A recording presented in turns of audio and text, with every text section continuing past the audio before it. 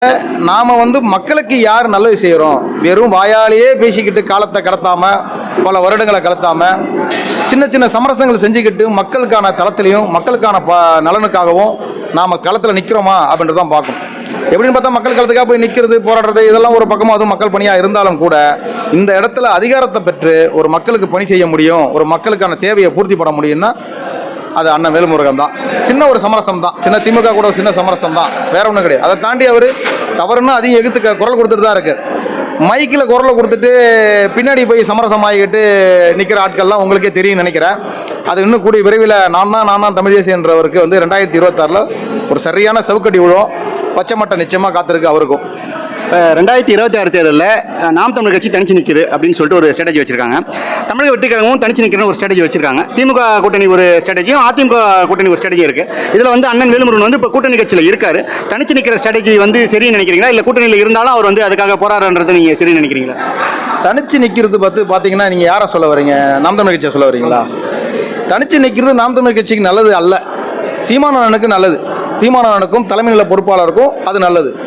பின்னாடி இருக்க தொண்டர்களுக்கோ இல்லை அடிமட்ட தொண்டர்களுக்கோ அது நல்லது கிடையாது. என்ன காரணம் பார்த்தீங்கன்னா, இவங்க தனிச்சு நின்று அண்ணன் எல்லாமும் சாதிச்சிட முடியும்ன்றது மிகப்பெரிய தவறு. நம்ம என்ன சொல்கிறோம், ஒரு கட்சியோட கூட்டணி வைங்க, ஒரு 5-6 எம்எல்ஏ பெறுங்க. அந்த 5-6 எம்எல்ஏ வச்சுக்கிட்டு அந்தந்த தொகுதியில் நீங்கள் சில திறன்பட செயல்பட்டு ஊழல் இல்லாமல் லஞ்ச லாவணம் இல்லாமல் அந்த தொகுதியை மேம்படுத்துங்க.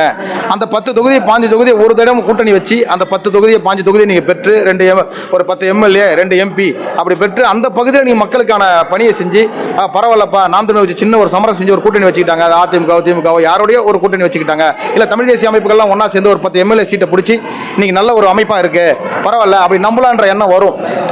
அப்படி செஞ்சாவும் 10 எம்எல்ஏகளை பெறலாம். ஆனால் அது அண்ணன் சீமான் விரும்ப மாட்டார். அவர் ஒரு தனித்தவள் மாதிரிங்க. அவர் ஒரு 10 எம்எல்ஏ பெற்று நாளைக்கு ஒரு நல்ல மக்களுக்கான ஒரு நல்ல தீர்வை கொடுத்துட்டோன்னா மக்கள் தானே அங்கீகரிக்க போகிறாங்க. அடுத்த முறை தனிச்சு இல்லைங்க. எப்போ அவங்க ஏற்கனவே 10 தொகுதி நின்னாங்க, 10 தொகுதியில் எல்லாம் சீட்டை வேணும். அந்த 10 தொகுதி மிகப்பெரிய வளர்ச்சி அடைஞ்சிருச்சு. அவங்க தனிச்சு அடுத்த முறை தனிச்சு நின்னா அவங்களுக்கு இன்னும் ஒரு 10 தொகுதி சேர்த்து கொடுக்க மக்கள் நினைக்கும். இது எல்லாருக்கும் உள்ளது தான். ஆனால் அது அண்ணனுக்கும் தெரியும். அண்ணனுக்கு தெரிஞ்சால் என்ன ஆகும்னா, அண்ணனுக்கு தெரிஞ்சு ஏன் செய்யலைன்னா, நம்ம கூட இருக்கணும் எம்எல்ஏ எம்பி ஆகிட்டான்னா இப்போவே நம்மளை புட்டிட்டு எல்லாம் ஓடுறானோ, எம்எல்ஏ எம்பி ஆகினா அவ்வளோதான் நம்மளை மண்டலத்தை தட்டி கீழே உட்கார வச்சிடணுன்ட்டு அண்ணா அதை பெறாமல் உணர்ச்சி பொங்க பேசியே எல்லாரையும் உணர்ச்சி இல்லாமல் ஆக்கிட்டார். இதுதான் விஷயம். அவர் தனிச்சு நிற்கிறது தமிழருக்கோ தமிழ் நலனுக்கோ எந்த பயனும் இல்லைன்றது அந்த கட்சியில் இருந்த எனக்கு நல்லாவே தெரியும். இனியும் அந்த கட்சி ஆட்சி பிடிக்கும். 234 தொகுதியில் அவர் நிற்பாராம், 234 தொகுதியிலையும் ஜெயிச்சிருவாராம், அவர் சிஎம் ஆகிடுவாராம். இதெல்லாம் நடக்கிற கதையா? இது இன்னும் எவ்வளோ காலம் அண்ணன் ஓடிடுவார்னு நினைக்கிறீங்க? மிஞ்சி போனால்